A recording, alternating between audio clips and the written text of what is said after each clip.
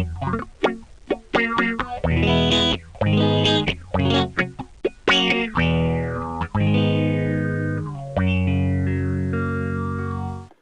boys and girls, it's me, and today I have a radio I'm kind of familiar with. I've actually had a couple of these, although this radio does not belong to me. It belongs to somebody that got a hold of me and wanted to know if I could fix it. So I said, yes, absolutely.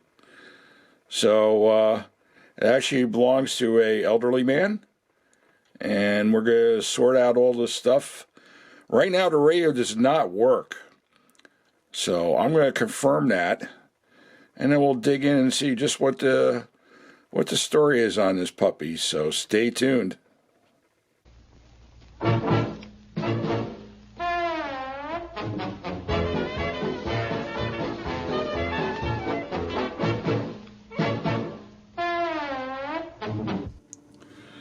Okay, here we go.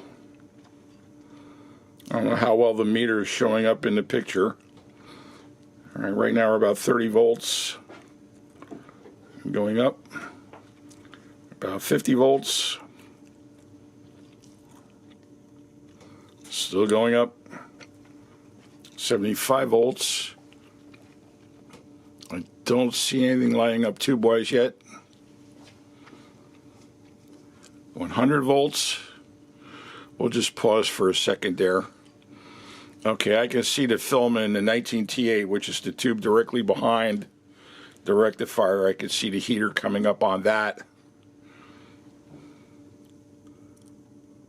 Let's go to 110. Whoop! I'm hearing a heterodyne. Now the tuning string, as you can see, we're going to have to repair because that's broken. So I'm just going to manually tune it from here.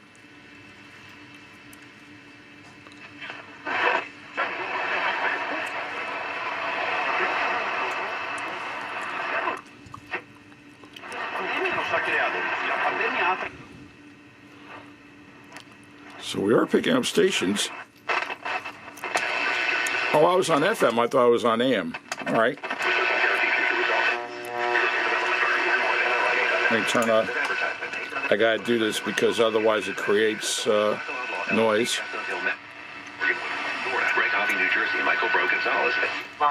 Chang, Lucille, Chapman. He spotted a laptop with a webcam pointing in their direction.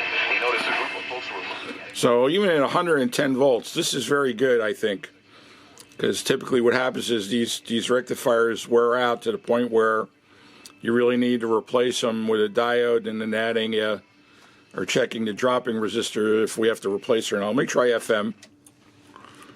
I probably don't have much for an antenna, so. They should call me Jay.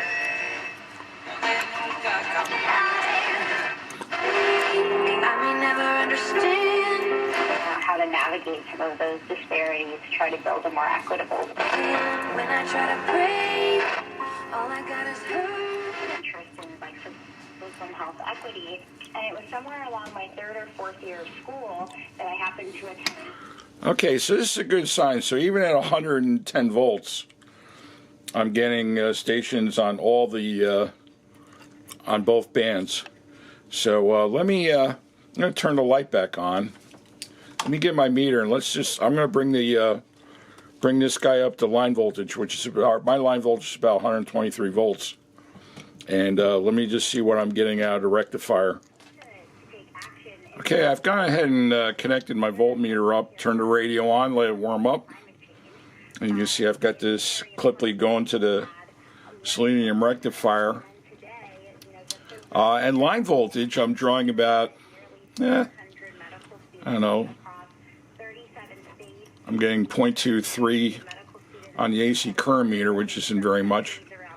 But you can see DC-wise, I'm getting around 124 volts, which is pretty good, which is telling me that this guy is pretty strong. Typically, I don't have the schematic in front of me, but I think normally it's before you get to the dropping resistor, it's usually about 130 when they're new. You can see as the radio is running, it's dropping a little bit.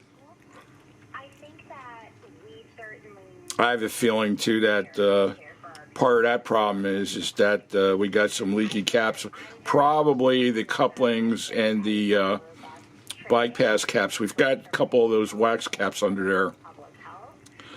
So I think what I want to do is I'd like to change all the caps out first, the wax caps, and then there's a bumblebee cap right in behind that, the rectifier, a .047, and there's like 3 or 4 underneath the chassis. I think I'd like to change all them out and then do this test over again and see where we're at. Oh, ain't nothing trouble. I see trouble everywhere. Everywhere I look is problems. Alright, there's the bumblebee that was strapped to the back of the rectifier. Let's see what we got here. This is a .047, by the way.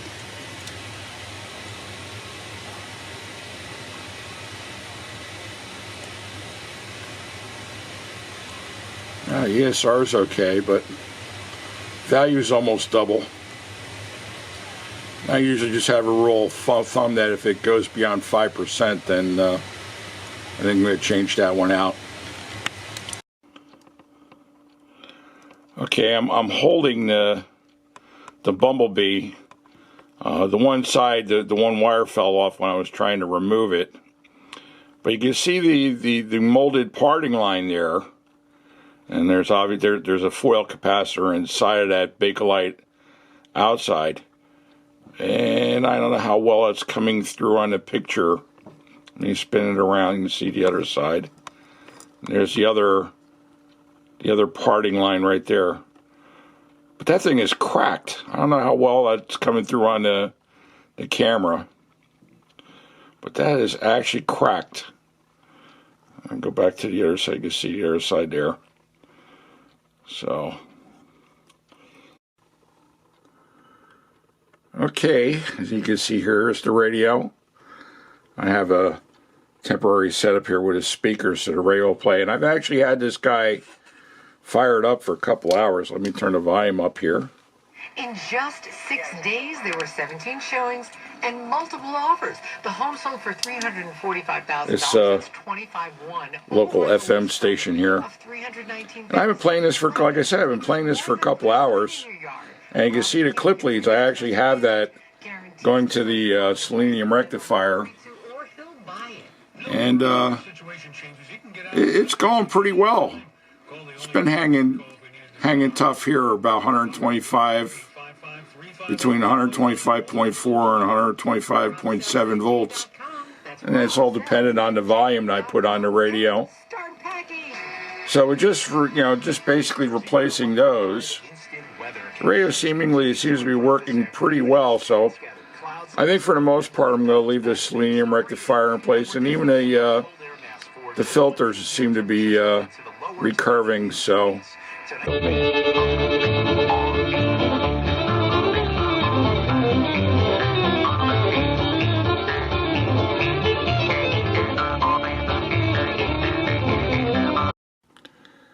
So now I have to address that issue.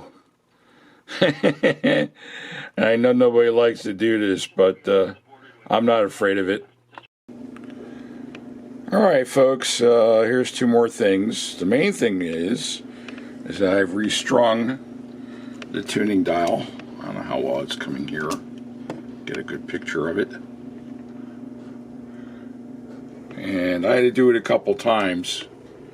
The first 2 times I did it backwards. So as you were tuning the tuning dial clockwise, the needle was go clockwise, the needle was going the opposite way. It was going counterclockwise.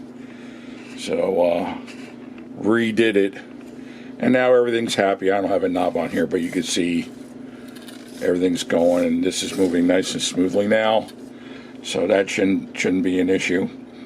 The other thing I did was, you saw earlier, this guy was hanging around 124, 125, 126 volts, and then I referenced the schematic, and it's actually supposed to be 140.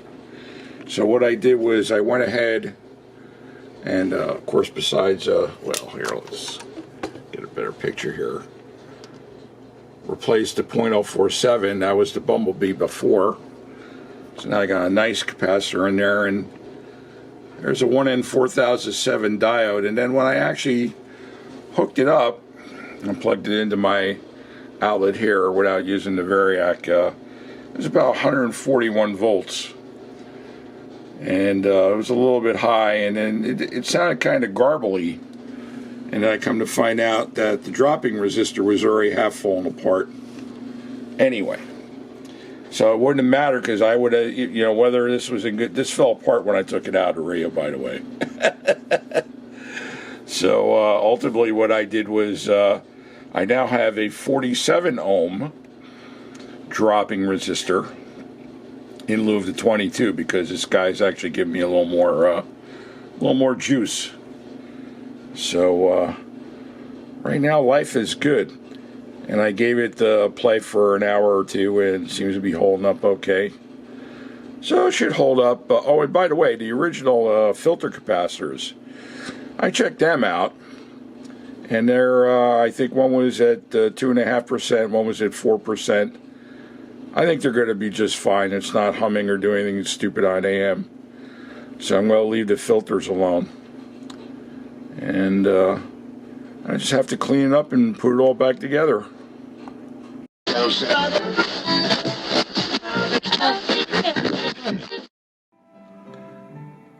Well, it's all done. All back together and ready to go back to its owner.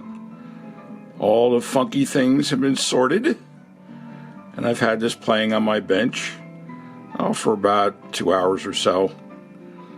It sounds really, really nice. Right now I've just set up to the local classical music station now in New York. So it's changed things up a little bit. See, I can listen to the standards as well as rock and roll, so it's all good. Anyway, thank you. If you like what you saw, please give it a thumbs up. And hope to see everybody really, really soon. It's warming up out there, so going to start seeing more flea markets and yard sales and stuff like that. You might come across one of these for yourself. Take care. Bye.